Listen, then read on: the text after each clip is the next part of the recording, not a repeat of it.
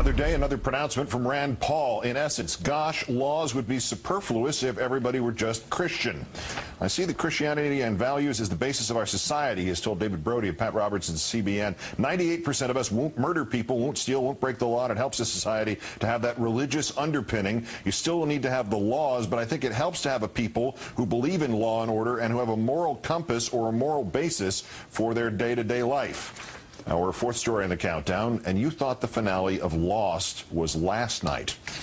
Dr. Paul, the Kentucky Republican Senate candidate, bailed out on Meet the Press, but talked to local Louisville station WHAS. The reporter Joe Arnold first complimented Paul for how he took over the interview with ABC's George Stephanopoulos. The next subject, Paul's interview with our own Rachel Maddow.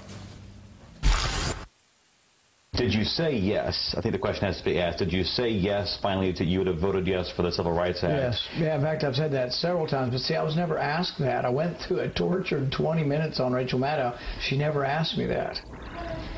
That was never a direct question to me on there.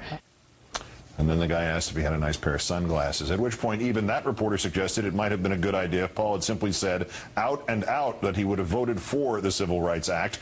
Dr. Paul admitted to making a mistake and tried to portray the issue as a mere philosophical one. But later in the same interview, Paul may have tripped upon the truth.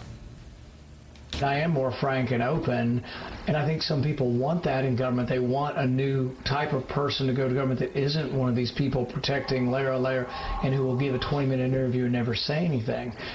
And they want a double coating of anti-glare, leaving us to wonder if Paul's so-called philosophical issues with the Civil Rights Act, as stated in his interviews with NPR and with Rachel, were his more authentic and unlayered answers.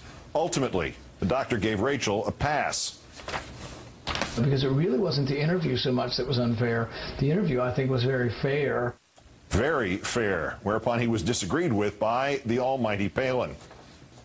One thing that we can learn in this lesson that I have learned and Rand Paul is learning now is don't assume that you can engage in a hypothetical discussion about constitutional impacts with a reporter or a media personality who has an agenda, who may be prejudiced before they even get into the interview in regards to what your answer may be.